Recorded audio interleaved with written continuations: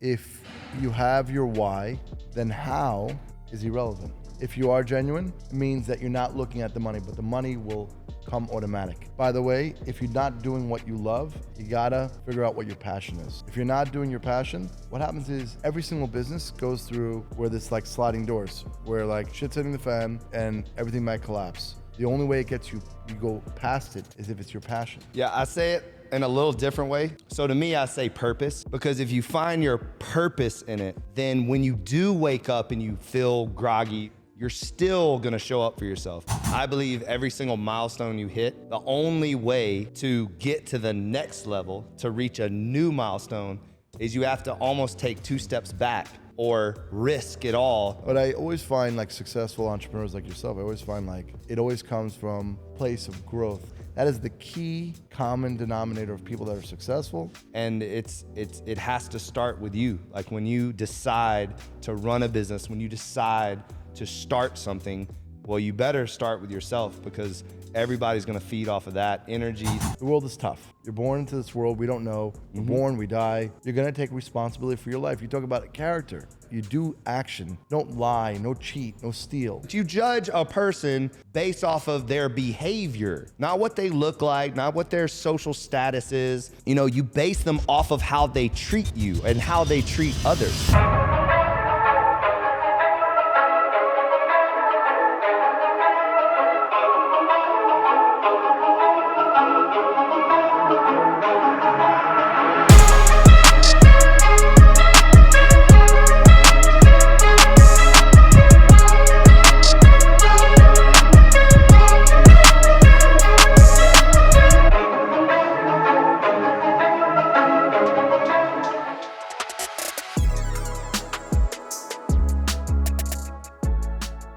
Well, I appreciate you doing this. So Always a pleasure. yeah. We have an audience over here, so thanks guys for joining us. Yeah. I really enjoyed talking to you. It was great questions. We almost had our Oprah moment where you had almost made me break down. So, but I just want to dive into a little bit about you now and flip the script a little bit. So start first of all, because when you ended and told me you had 11 kids, it was like, that just blew my mind. Yeah. So tell me tell our audience a little bit about yourself and about these 11 beautiful children, which I can't imagine. So definitely, yeah, we do have 11 children. So it's 9 boys, 2 girls. Wow. My oldest son's 18th birthday is today. So there's no twins. So there's, right? So it's every year and a half, 2 years, we have another child. And our baby is 3 months. So my wife is actually an only child. People don't know that. So she's an only child. So she grew up playing games, like board games and different things with herself. Oh, wow. And she was like, you know what? I want to have more kids when I get older. And me, I always tend to get along with children.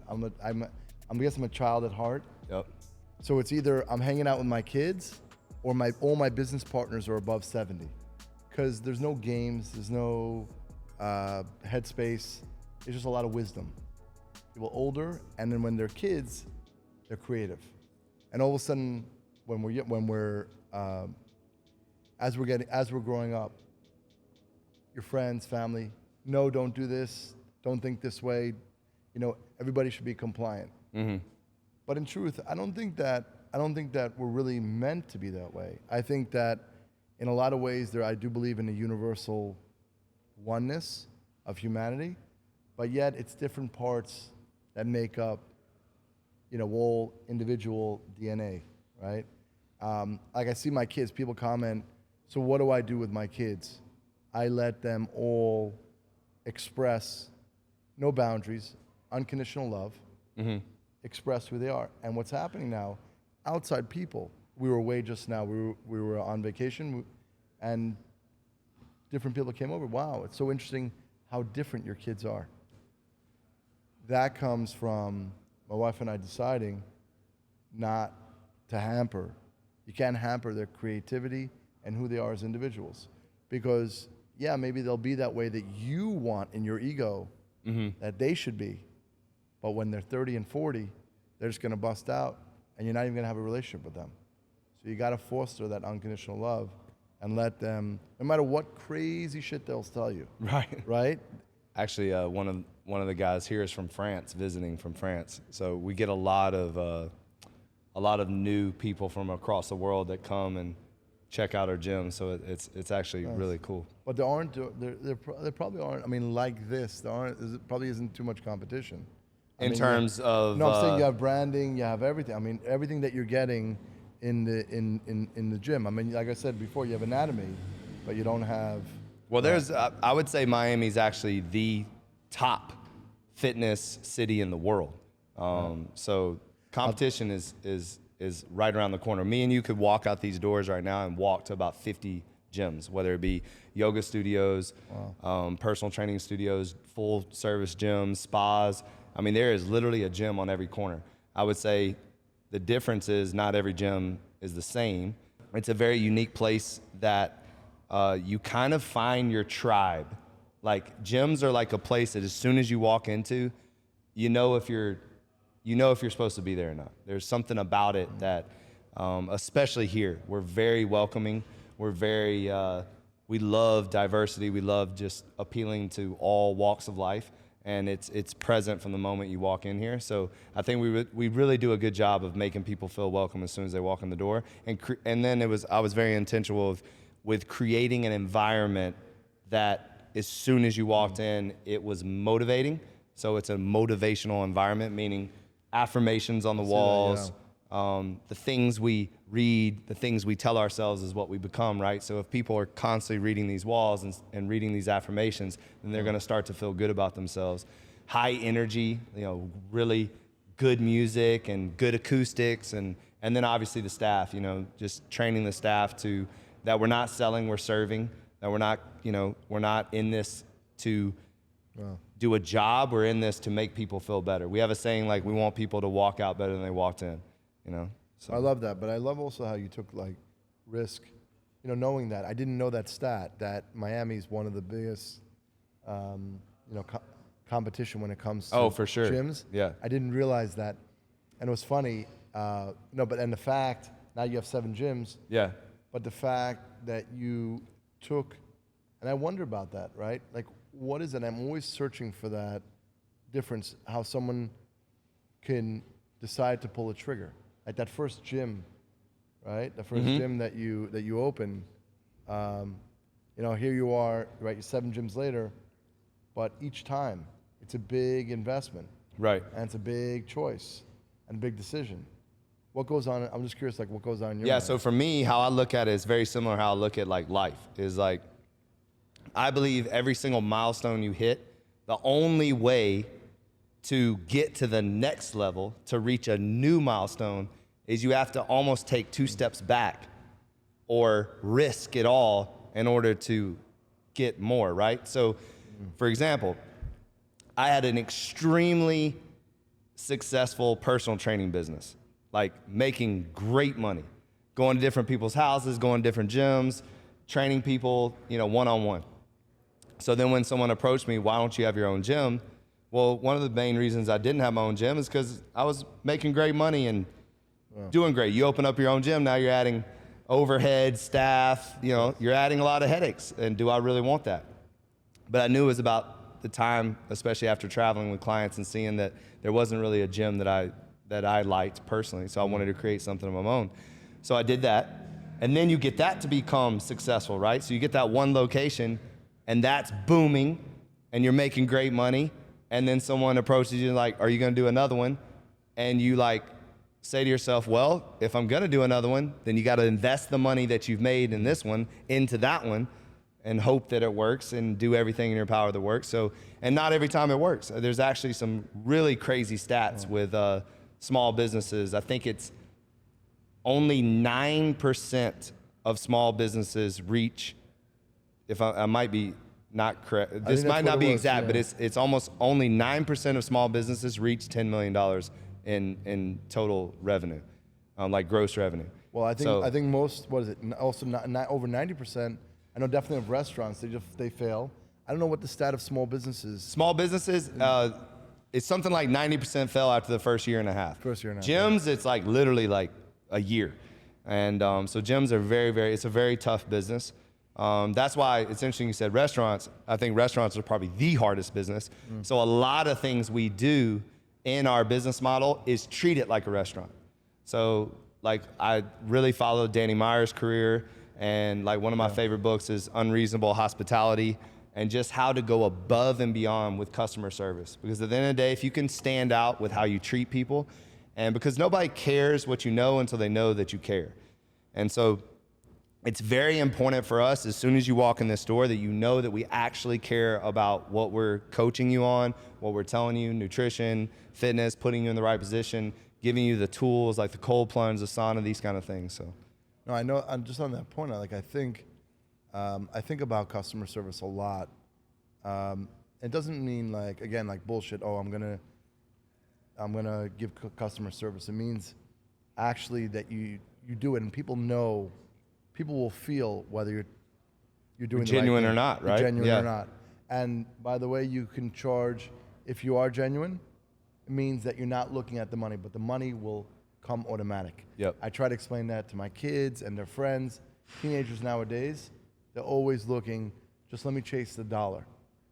By the way, if you're not doing what you love, and that's the thing also what I teach my kids all day long, you gotta figure out what your passion is. If you're not doing your passion, what happens is every single business goes through, you're going, and then you have this moment where there's like sliding doors, where like shit's hitting the fan and everything might collapse. The only way it gets you go past it is if it's your passion. If it's not just about making the money, because a lot of people give up because, oh yeah, I can't make money here, let me just move to that. It's either a service or a widget. But if you love taking care of people, and you love the gym, and you love, just doing what you do every day, the odds of succeeding is going to be that much higher. Yeah, I say it in a little different way, because I feel like passion sometimes can be attached to emotion. And even though you love something, you're not going to love it every single day. Like, even if you absolutely love what you do, some days you're going to wake up and not want to go to work. That's just a fact. So to me, I say purpose, because if you find your purpose in it, then when you do wake up and you feel groggy, you're sick, your back hurts, or you got into a fight with your wife, or your kids are driving you crazy, you're still gonna show up for yourself. I think the passion is what gets you to find your purpose, right? Like you say, like for me, it was sports in the beginning. I played college football. You talk about passion. You loved it. But looking back, I don't think it was my purpose. Because if it was, then God would have put me in a position to keep going, right? So I think I used that passion for working out and helping others to then find my purpose, which was bigger than my passion. I mean, that's how I see it. Again, it's just perspective, obviously. Listen, my favorite book is a book by, and I talk about this a lot on my podcast, Viktor Frankl's book, Man's Search for Meaning, right? I've read that. And it talks a lot about that purpose. If you have your why, then how is irrelevant. Right. Right? Have you read Simon Sinek's Start With Why? That's on my list, actually. It's really good. So all Simon Sinek's, Simon Sinek is The great. Infinite Game is money, so good. But Start With Why is like his first one. So that one's really good. And then The Infinite Game, if it's incredible. So. But I always find like successful entrepreneurs like yourself, I always find like, it always comes from a place of growth, a place of, wanting. That's what it always starts with. Do I want more out of life?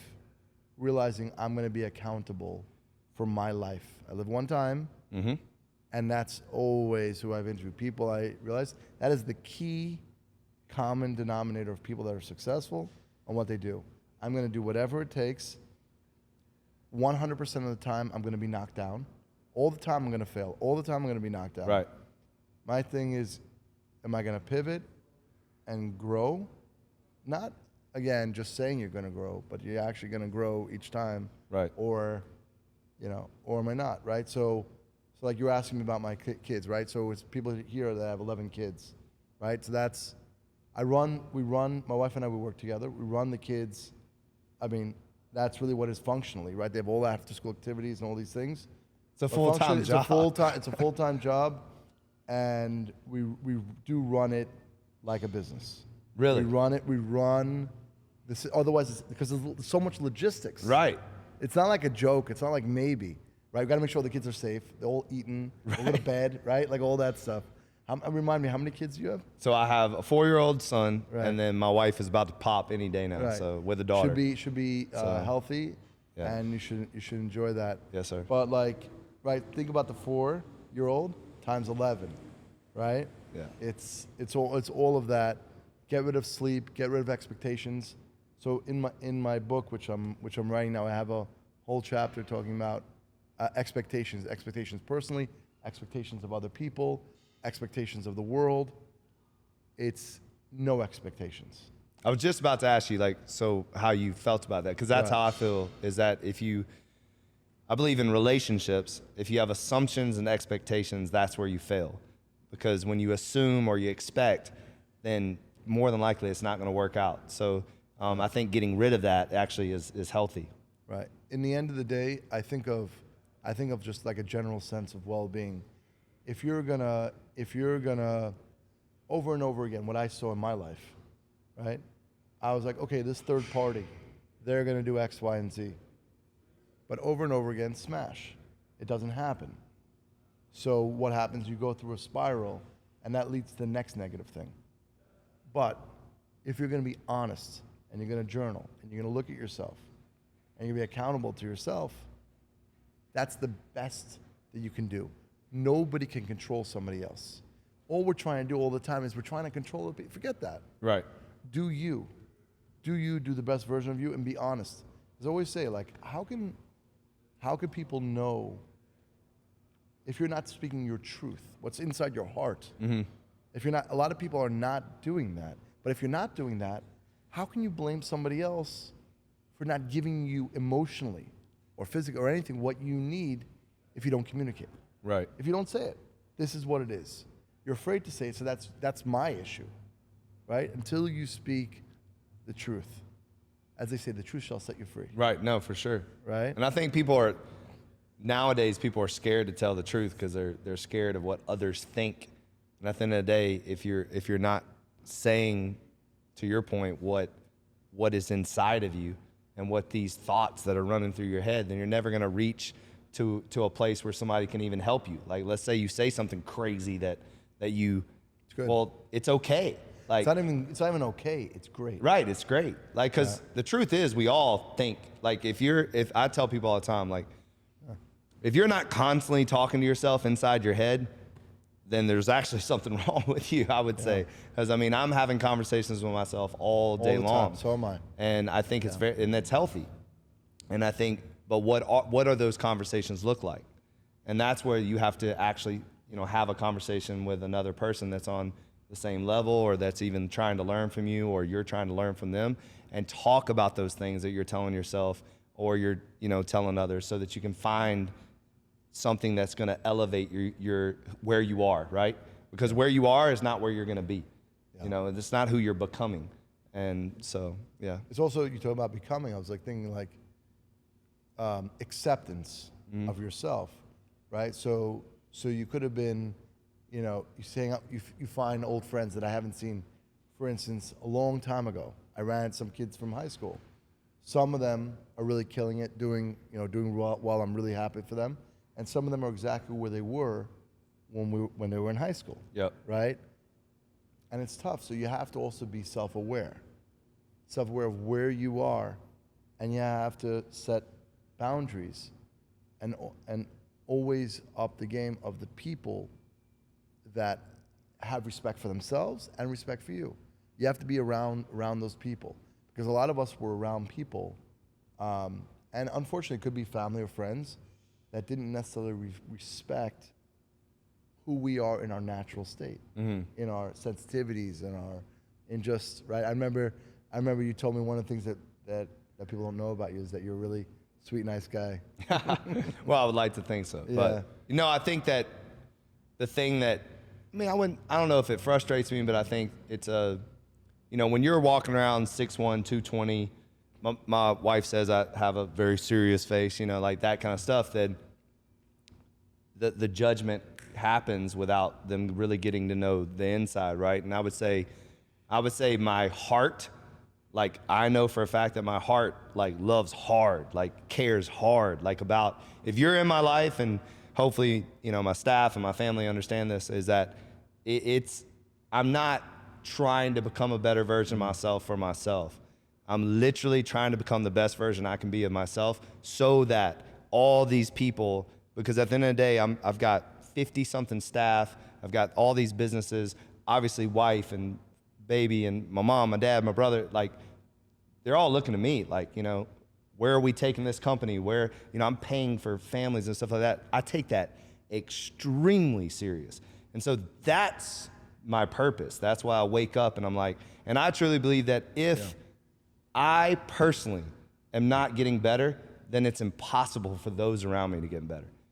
Because I'm the example, and it has to start with you. Like when you decide to run a business, when you decide to start something, well, you better start with yourself, because everybody's going to feed off of that energy, that example that you're setting. And that's why I'm constantly reading, constantly trying to figure out what the next thing is.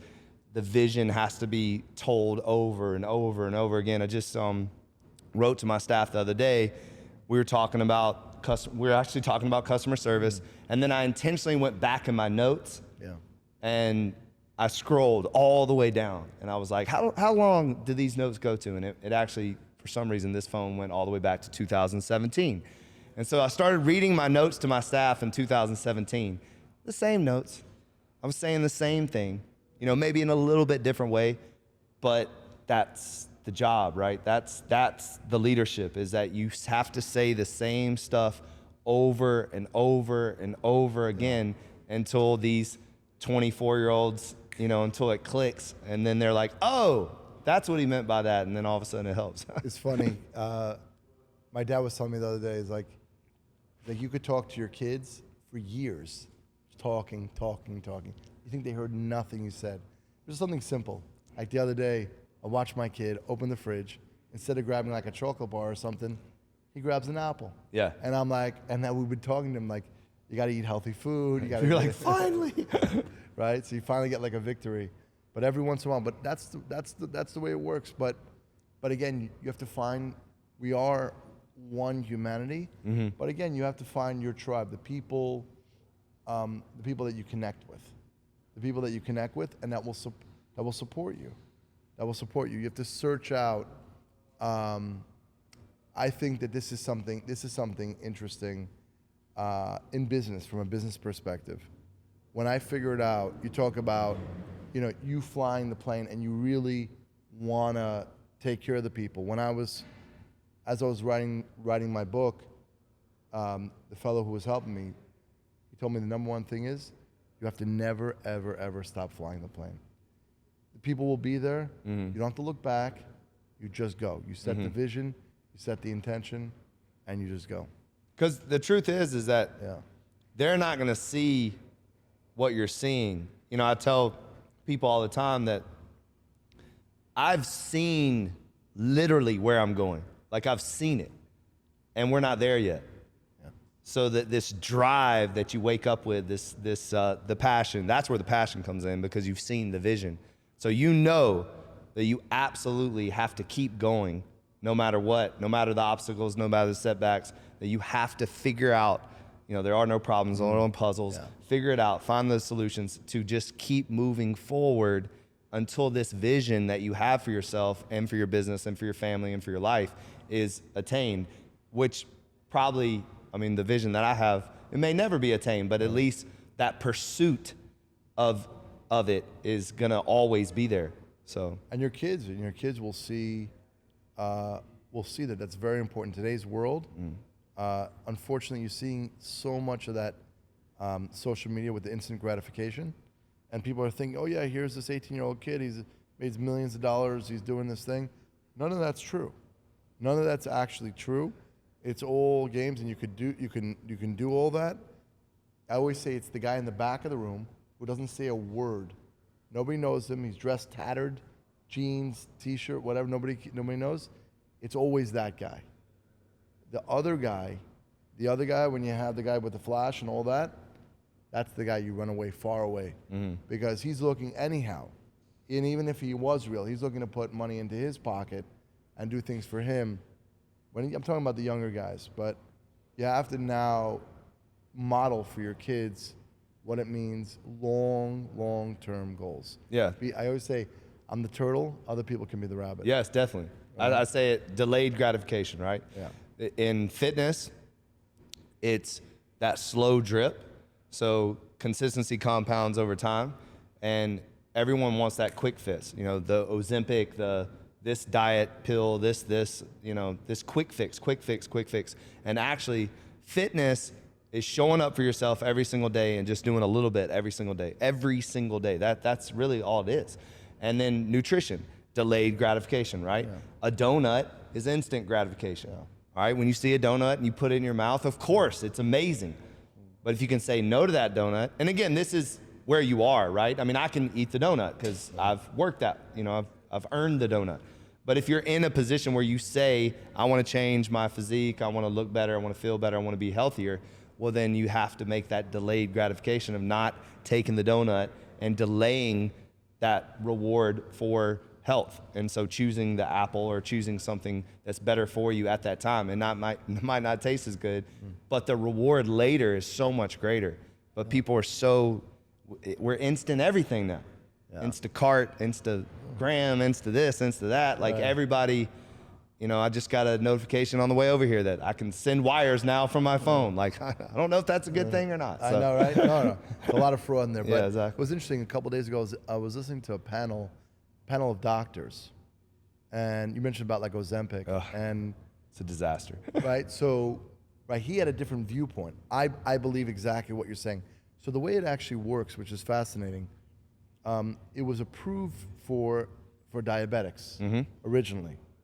And then they were seeing that a side effect was that it was helping people lose weight. So they worked with the powers that be to allow the drug to have a second use. So, so they can go ahead and now prescribe it for weight loss. It was the same thing with the opioids. Opioids is severe pain relief, but it's made from like heroin, like poppies. Oh, yeah. Right? I mean, it's the same, similar ingredients. So now what I heard, what my wife was telling me yesterday, was that the next category for Ozempic is to serve for child obesity. So now doctors are going to be prescribing Ozempic for children with obesity, instead of the parents who decided to have children to be responsible and not take them to McDonald's and get a Big Mac and fries and Coke. But his point, this doctor on the panel, he said all the lap bands and all the surgeries are down, the actual stats are down 60%. So he's saying, let's say someone needs to lose that weight. He's saying, they're anyhow going to have other issues.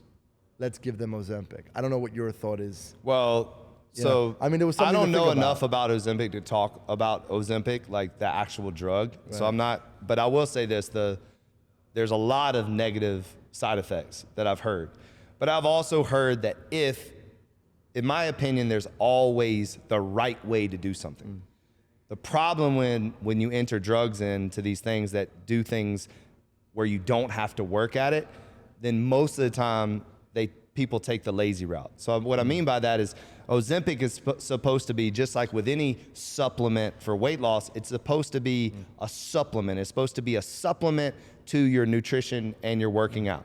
So as long as and again, this is big disclaimer, I don't know much about it, but if you take Ozempic and you're on a proper nutrition program and you're working out and you're getting checked by your doctor, okay, that kind of makes sense, right? But if you're the side effects, right? So we have to check that. Because it limits the side effects. It's from my understanding. Again, from my limited knowledge of this. Right. if you're taking Ozempic and that's it, and you're just taking it to lose weight, and you're not eating right and you're not working out, well then to me, because I did hear, I think it was like Kelly Osbourne or something, she's like, why would I want to work out? It's so boring, like that. Right, I don't know if that's the right message to be saying, because and she has influence on you know what I mean? Also, exactly. which is so, not good. Again, if you're taking something that's some magic drug that's just making you lose weight, and you're not eating, because from my understanding, it's an appetite suppressant. Right. So people barely eating when they're on it, and they're losing mass, but they're also losing muscle mass. So I think the long term, because at the end of the day, what you're trying to do as far as your metabolic, self, is you're trying to, that was another issue with COVID, is that 85% of the people dying were metabolically damaged. So not necessarily obese people, metabolically damaged people. So you can be skinny and be metabolically damaged. What is metabolically damaged? It's basically you're not in shape. Like you can't run around the building, without like, like that. So their lungs, their respiratory, their VO2 max was, that's another thing that we're hearing a lot, is your VO2 max is very important for longevity. So anything, in my opinion, that is making you lazy to not work hard, and then you're, again, instant gratification. You're gonna see results fast. You're gonna be so happy with that's why would that ever make you want to go work out, eat right? And we do know there's no way around it that eating right and working out is how you live longer. So it's like if you're choosing a drug to just get the weight off, but you're not choosing nutrition, and then you're gonna be skinny, but you might die at 50, you know what I mean? So I just think that's where the and again, not an expert at this at all, and I've heard two sides of the coin. I think, and again, it goes back to what anything under proper supervision with the right plan, and if it's a holistic approach, meaning like there's a nutrition plan, there's a workout plan, and then you're adding the drug to help those things, then that sounds, it's like men on HRT. Right. Like there's a lot of guys that need hormone replacement therapy, but they're in the gym working out, and there's girls that go down and get the BBLs, right? The fake booties. But their doctors tell them if they don't work out every single day, that butt's gonna look like a sack of cheese, later. So, it's gonna look like a sack of potatoes. So they gotta stay working out. So it's the same, like, you know what I mean? So I think that there has to be the combination of a commitment to it all. Right. Because otherwise, you're just getting that instant gratification. It's going to come back to bite you in the ass at some point, And it was interesting because growing up, I used to always think, okay, it's like if you gain weight,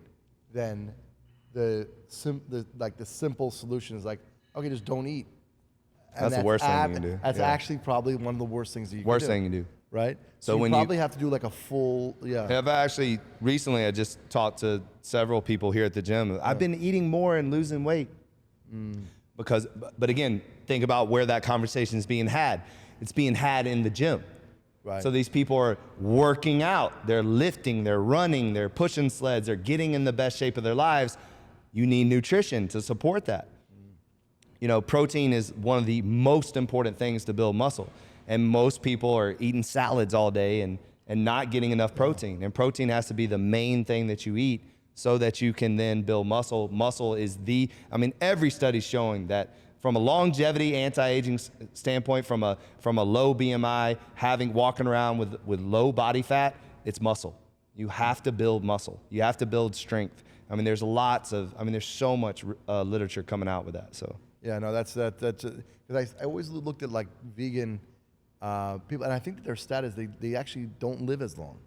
Like the vegan or even like the runners, there's like certain types of people, and they're like, oh yeah, they seem so healthy, but you want longevity. You want, again, at least the way I think about it, a general feeling of well-being. Yes. You want to look at yourself, feel good, and you don't have to be a huge bodybuilder, but you want to have some weights. I guess is the way I think about it is, you probably have to do some blood work.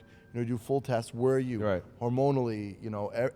Well, there is the thing that I tell people all the time, and this is why I don't like to get too much in the weeds about nutrition, is because we're all genetically built a little bit different, Right. you know, different blood types, different family history, all this stuff. You really got to find what works for you. I think that saying that this is the way, you know, vegan is the only way to go, carnivore is the only way to go, keto is the only way to go. Like when you start speaking in these, this is the right for everyone, I think you're not really saying it the right way. In my opinion, it's not about one thing. You have to find the one thing that works for you.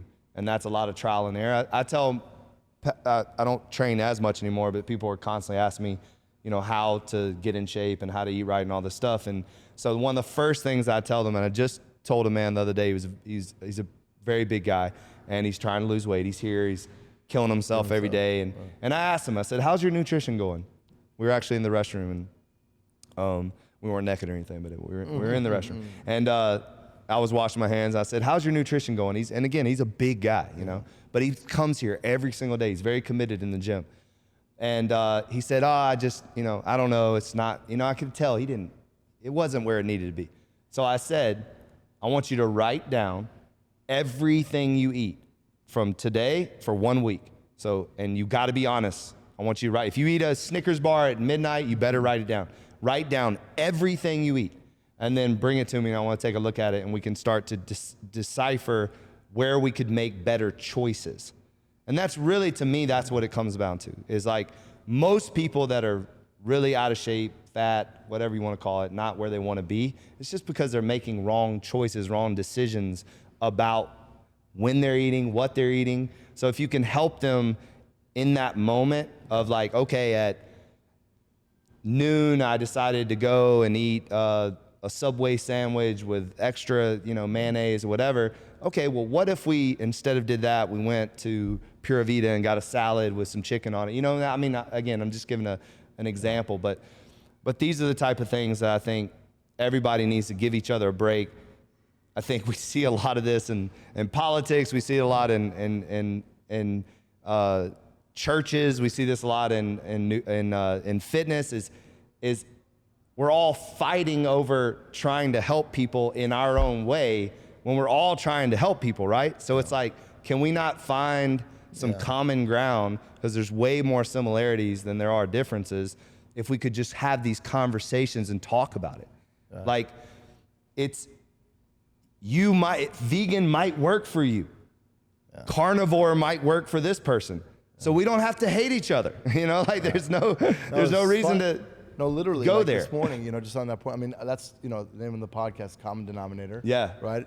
And we try to find the things we have in common. Just this morning, I'm out in California last summer, and super nice guy. My kids are hanging out in the pool, and the fellow's from Saudi Arabia. He's pretty significant guy. Yeah. There, and we maintain friends, and I'm texting him today, and we're talking on WhatsApp, you know, about the political situation, because I'm hearing recently that they may normalize relations between the U.S. and Saudi Arabia. I did read that. Yes. Yeah, and that you know, where do you think, you know, the situation with Israel? But, you know, I'm a human, he's a human. I don't do those generalities, unfortunately, and I do believe when each baby is born, we're born perfect. That's my belief. What happens is circumstances. There's circumstances and the things that they go through. So what happens? People make choices to survive, and they end up acting certain ways because of survival. That's just my belief. People like a product of their environment. Product of their environment. They're just trying to survive, and then it becomes their habit and that's all they know. But I don't believe that baby that's born, that human, that day one they're bad. You know, they make bad choices, and that's always in parenting. You talk about parenting tips. It's like, you don't tell them, oh, you know, David, you're doing bad. No, that choice that you did right there, that's a bad choice. You're a good kid, made a bad choice. Got to fix that. And so, me and him, you know, he's, you know, we're talking about Trump, Biden, DeSantis, you know, things like that. We're talking about our kids and our family. He wants me to come visit him. I'm telling him to come to Miami, you know, and you know, I happen to be, you know, I'm Jewish, he's Muslim. Yeah. And we're friends. And I don't have any issue. I have, you know, I'm traditional Jewish, and I have Sabbath, Friday night dinners, and I have very Orthodox Jewish, and I have people from all ranges, not Jewish at all, coming to my Shabbat dinner. Right. And we're all hanging out, and I want to show my kids that, not just talk about it. Right. That is super important. That, that is, if I think about the purpose, I want to try to lead by example, to try smartly to try to break those barriers, because we're put in these boxes, but those boxes don't advance us as humans. Mm-hmm. Well, I think what I would like to see is more of an examination of character rather than identity, like rather than where you come from, what your skin color is, what your religion is. All of that to me should not be the focus At all. It's everyone has a heart. Everyone has what's inside of them. Everyone has their thoughts and their feelings and their emotions and their souls, right? And their character. Like there's a quote, I'm gonna botch it right now, but it's on character. Like, show me a man's character, I'll show you his, it's something like that. But yeah, but like, right? I feel like we can be different in our beliefs, but we can't not have integrity and character and a moral compass. And so if we can operate on more of a moral compass and see the good in humanity, no matter where their perspective is coming from, right? Like, you're Jewish, I'm Christian. Okay, well, Jesus was a Jew, so we got something in common there, right? So it's like, but like in the Old Testament, we're hanging right? out, and I've got Hebrew on my arm, so it's, but like your goodness comes from a different perspective. So does mine, but it doesn't mean that we're not both good. And that was just, people told us that throughout history. And we're also not we're not enemies. Right. Like, there's no reason for me to hate you, you hate me, or he doesn't believe in that, then I can't talk to him. And to your point, I have a lot of Muslim friends as well. And it's like, I wish that, so I had something happen to me the other day, and it just really pissed me off. Someone called me, what'd they say? You're a white Christian male meathead. Like, it was a lot of, you're this.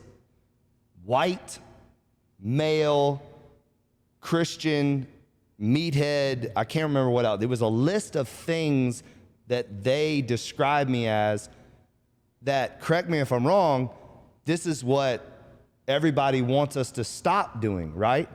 So you're coming from this perspective saying that, stop being racist, stop being this, but yet you just said, I'm a white male Christian. Like, we want to stop with the gender stuff, right? Everybody's pronouns and all this stuff, and everybody's about black, white, and this and that. But yet, listen to yourself. Listen to how you described another human being that you don't know. And of course, this is on, computer, some kind of, typewriter warrior, whatever. But if we don't stop labeling what we see without having a conversation of who people are, not what they look like, but who are they?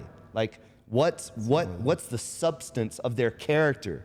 Because white male Christian I don't identify by that, So it's a very, that world, if we had a world like that based on character, meaning you're holding accountable. You're not a victim, right? Meaning the world is tough.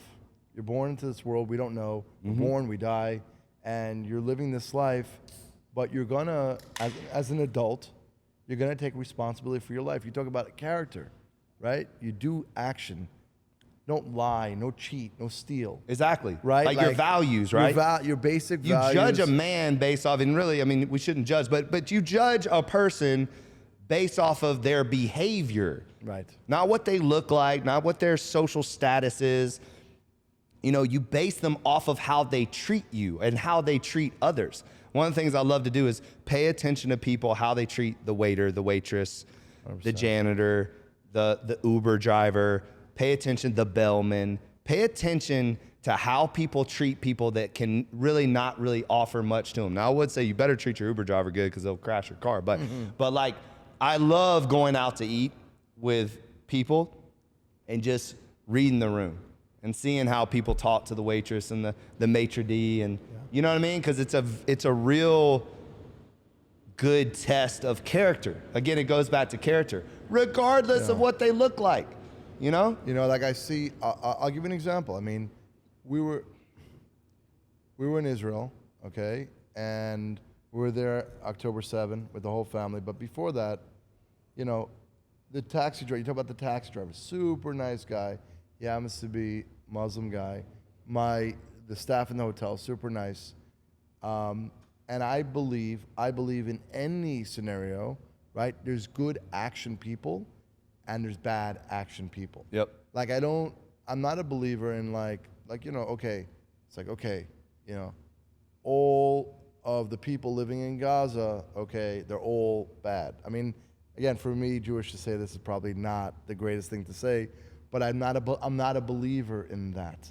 There's women and children. I believe there. it's a common sense thing to say. Right. Yeah. Right. Again, it goes back to say that everyone in Gaza is bad. Right.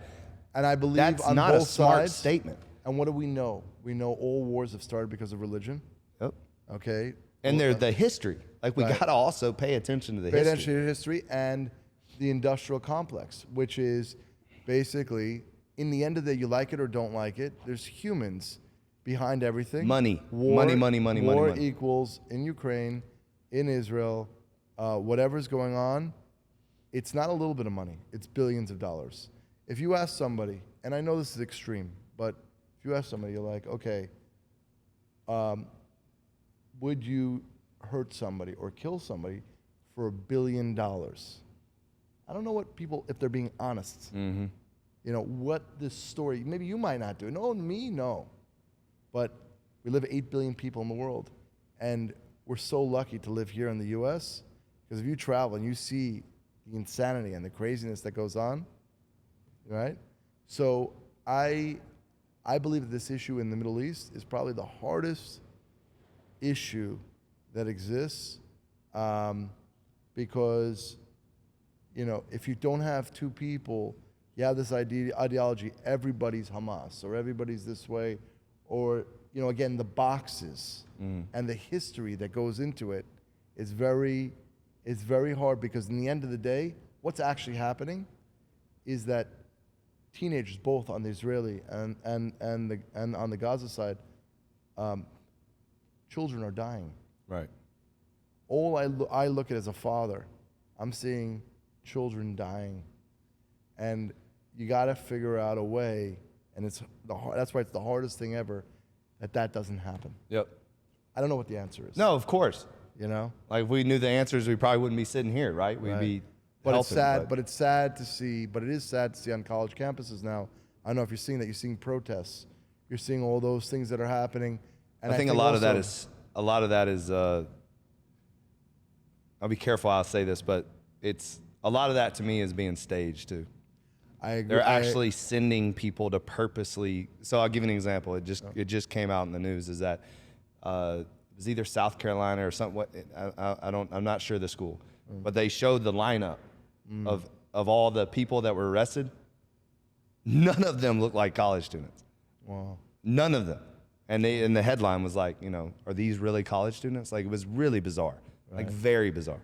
And it kind of reminds me of, you know, the riots in 2020 too, where it was a bunch of random people, where it was like, you know, because this is something that goes on in our world, is where they have like these people that, I mean, they had them in January 6th issue, you know, insurgents that they plant to make things crazier than they appeared, you know, than they would otherwise. Right. They make situations worse. Right. You know. We don't want to believe in conspiracy theories.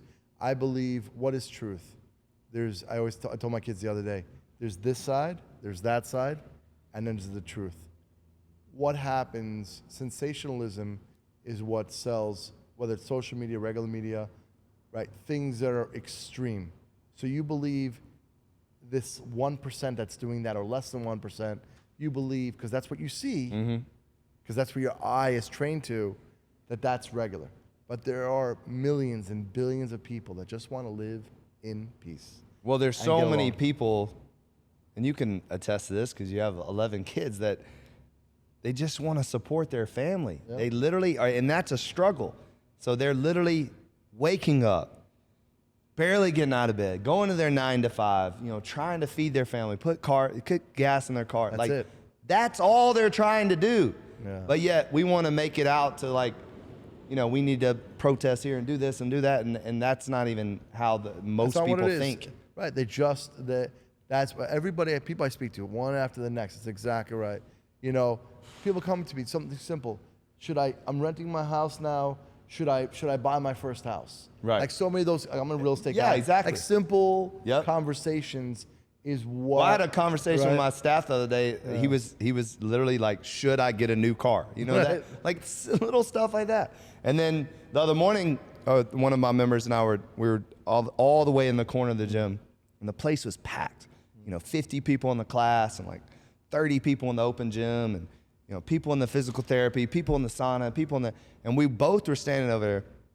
And he's a black guy, a black guy, and a really good friend of mine. And we're sitting there and we're just kind of looking at the gym and we're like, this is the world. And what I mean by that is I'm talking every race, religion, sex, gay, straight, black, white, purple, everything you can imagine was in the gym at that time. And everybody's in here trying to become a better person. Everyone's in here showing up for themselves, working out hard, smiling, listening to music. And we were just saying that this is reality. They want to paint this picture of division and hate and all this stuff on social media and the news and all this stuff. Nah, we're living it. We're living in a situation where I know for a fact that's not true. I know for a fact that there is more love in this world than we give ourselves credit for. Way more similarity than differences. What it is through so many times, right, we had an expectation, boom, we were let down. So many times, so people, I'm just one person. Right? That's what people are saying. What am I gonna make a difference? What am I gonna do, right? And I think, you mentioned about music. So when I took my kids to Ultra, 100,000 people, again, that environment. Did y'all go on one of the rainy days or? No, It was crazy that it was raining. It was wild. Not this year. Yeah. I was out of Okay. town this year, but last year and the year before. I felt so bad for Yeah, all of them I this know, year. I right? was like, ugh. No, 100,000 people. Imagine with music. I think about it's always two things: food and music. Bring people together. If we Yep. could start that as a base, I don't want. That's the whole thing of the podcast, right? Let's talk about the things we have in common. Yep. Right? Let's talk about music all day, right? You can listen Guns N' Roses, November Rain. You could be in who knows, Timbuktu, or Bob Marley, One Love, whatever it is. Yeah. Right? You sit in the middle of nowhere. You just literally name And 3 and that's songs it. were on my playlist Right? And today, then- actually. Right? That's what I'm saying. I was taking my son to school, and we were listening to The Doors, Guns N' Roses, and Bob Marley. Ironic, I swear to God. Yeah. And he's no, that's in the back seat, smiling and jumping around. No, because listen, when a musician plays music from their soul, right? That's Well, what Bob Marley. I mean, I don't know if you saw the documentary, but it just came out. It was really good, and it was just fascinating to see the unity, to see how it brought people together, and that's what music does. Is music brings because you talk about breaking barriers, breaking race and religion and all that barriers. Is that music's going to bring people? And again, I think the gym community does that. I think fitness does that. We're seeing that with CrossFit competitions, High Rocks competitions. High Rocks is huge right now, and you're seeing thousands and thousands of people coming together and competing and doing fitness together, which is, that's what we saw in the pandemic, is that when the pandemic happened, there was a heightened sense of awareness of wellness, community, because those were the things that were essentially taken away from us. So now people longed for, so now you're seeing way less people drinking and smoking.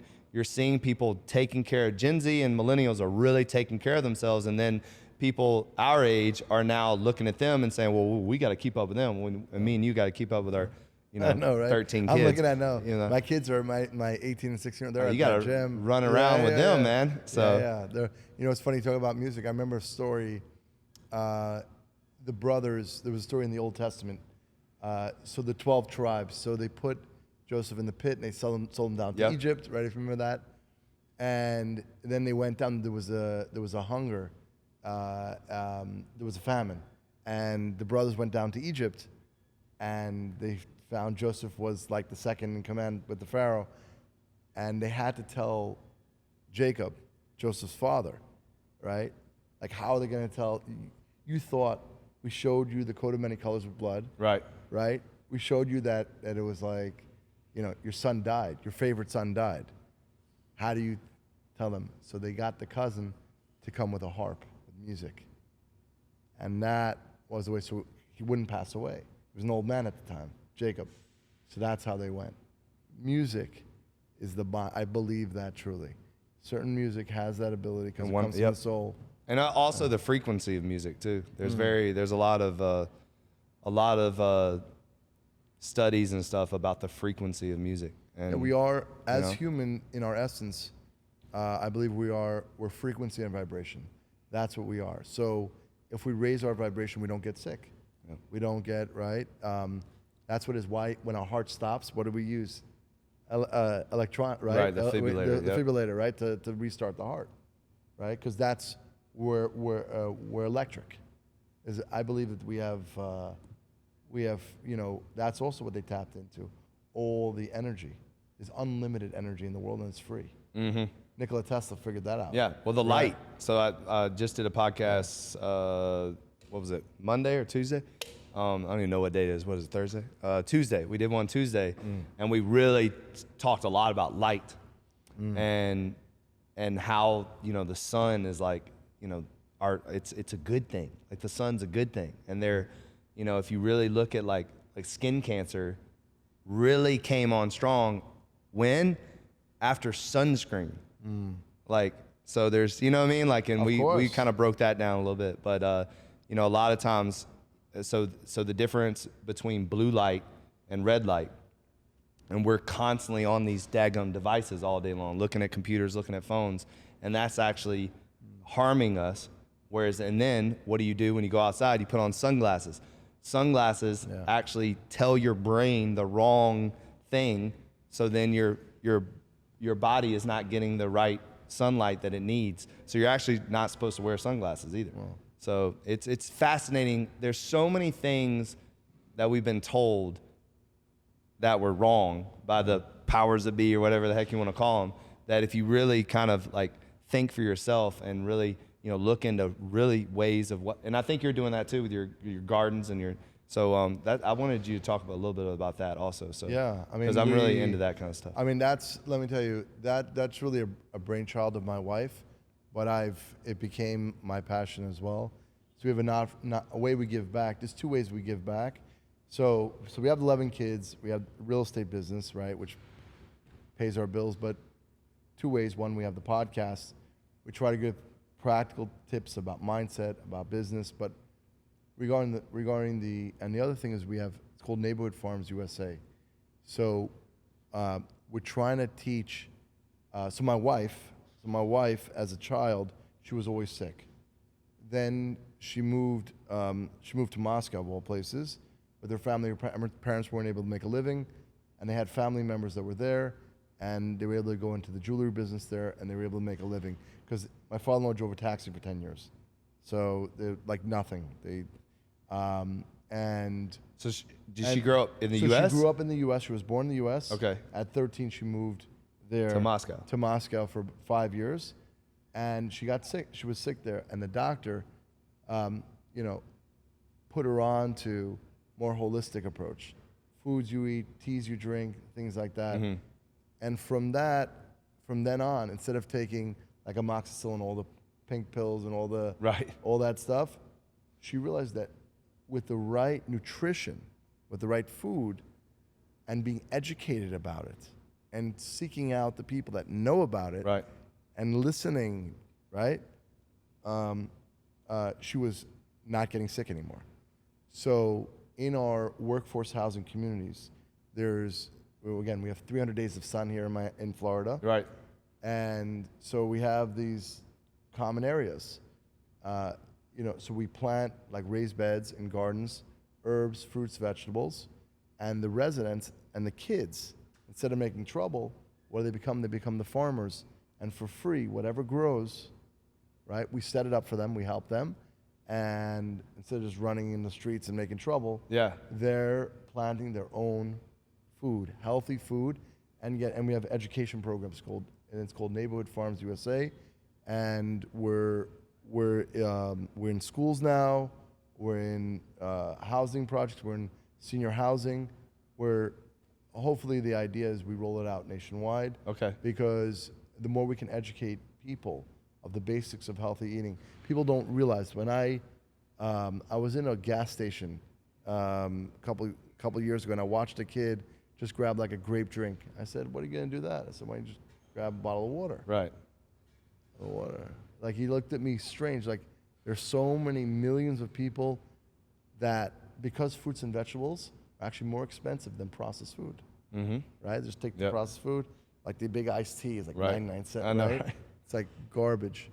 So, and that if you have a healthy body, right, you're eating healthy, then you can make better decisions too. Yep. Right? Yeah. Why do you got to start as a child and abuse yourself? Right? So and people, if they invest their time, they'll be more invested in the concept and learn more about it. Yeah. So that's the idea. That's really cool. Yeah. Really cool. So I'm really excited about it. It's really growing, and it's a labor of love. And right now it's just in Miami? So we have in North Carolina, we have throughout the state of Florida. Okay, cool. So we have, and we're growing, and so we help any questions that people they could send in. It's called Neighborhood Farms USA. We're on Instagram, Facebook. Yeah. And so it's really cool. My architect that helps me with all my gyms and does all my renderings and stuff like that, and does all the drawings and all the 3D layouts. He's doing these off the grid homes, and they're beautiful homes, concrete homes that have like their own water reservoir where it has like reverse osmosis, but they use the rainwater, and then it has all your garden stuff out back, and it has your chickens and your goats for goat milk. Like it's really cool, and they're like off the grid homes. Yeah, so solar panels, like it's really cool. So we ordered one. We just got it because a little bit 4 hours from Miami in Ocala, we have a farm actually. Oh, okay. So we have goats, we have chickens. Oh, that's amazing. We have sheep, horses. I mean, everything, cows. Wow. Let me tell you something. Watching the kids, not on any electronics, just going outside. Oh, I bet that's the best. Let me tell you something. Ocala's horse country out there. It is horse country. Yeah. People don't realize. People think Florida is like, oh, the beach and ocean, Everglades. No. Ocala, we went there a couple of times, and it's the best investment. Our waters are all over Ocala. Oh, is it? Yeah, because we launched with Cone Distribution, who's located in Ocala. So I actually did crew drives there, and I was like, wow, these horse farms are beautiful, like massive horse farms. Check out and the Roberts family, the biggest logistics. Okay. They do logistics. The husband passed away, but the wife bought together with the husband, 2,000 acres.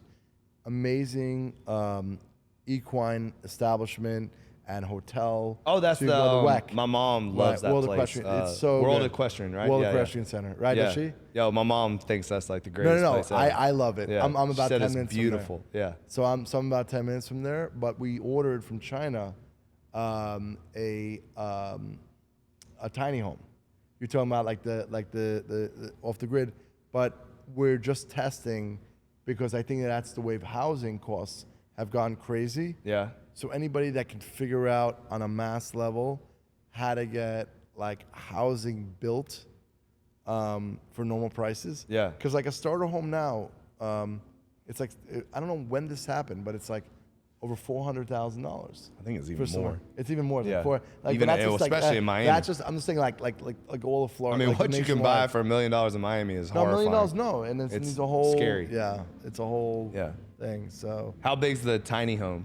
So the tiny home. I've seen these things on yeah, Instagram. so they did a bait and switch on us. It was supposed to be like 500 square feet. Okay. But it ended up being like 300 square feet. Oh, wow. It's tiny. Right, it's tiny. Literally tiny. No, but two bedrooms. Yeah. It's got a little kitchenette, bathroom, and it came in a container. And what, it comes in a shipping container? It came in a shipping container, and then it has a porch that it pulls out. Yeah. And my kids love to like house play in there. Right, so it's like their dollhouse. So I was like, kinda, it's like a dollhouse. I paid like 20 grand or something. Right? Pretty Does good. it have like electricity, like where you hook plug it up. in? Yeah, we had a hookup. And and That's cool. we hooked it up to some water and sewer stuff. Yeah, That's wild. And it was an experiment. I was like, oh Yeah. wow, this is interesting because I've been thinking. I'm in the real estate business. So I've been thinking about like ways how to get housing. That Wasn't, issue, housing built for cheap. Wasn't Elon building like these little Elon Musk trying to do something like that? He lived in one. Like a Tesla home or something like that? Yeah. Yeah, where they have the panels on them. Yeah. But yeah. I haven't heard much about that since. The only thing is, what do you have here in South Florida? Dade, Broward, Palm Beach. You have ocean on one side, Everglades on the other, 6.5 million people living, and Florida has 1,000 people every single day net migration moving into Florida. Oh, wow. Yeah. People don't realize. 1,000 a day? 1,000 a day net to Good Florida. grief. A day. Right. Our GDP, we went from about 900 billion in 2019 before COVID. Today, we're about 1.5 trillion. So we went up about 55%. Went about 55% in 4 years. That has to Our be GDP larger than some countries, right? Yeah, it or a is. lot of Yeah, countries. it's if it was its own country, it would be the 13th largest country. Yeah. Florida. People don't realize Florida. I love Miami. I think we're in the best city and country in the world. Yeah. That's my opinion. Well, what I always laugh when I take vacations. Yeah. Is almost every time I take a vacation, I'm like, why did I go anywhere? You know, Yeah. it's like, I just came back yesterday. Yeah. And same thing. I mean, I just feel like we when you live here, you don't really appreciate everything that Miami has to offer, and you have to remind yourself. My wife and I do like staycations to remind ourselves, pick a nice hotel in Miami and do that instead of, schlepping it to Dominican Republic when it's even better here. all that weather, all that stuff, right? Yeah. It's even. I'm telling you, our beaches are nice, and then the only thing is, if it gets too hot in the summer, maybe you go up to North Carolina. You go somewhere, right? Just a little mountain something. But it's so lucky that we live. It's cool. All right, man. Yeah.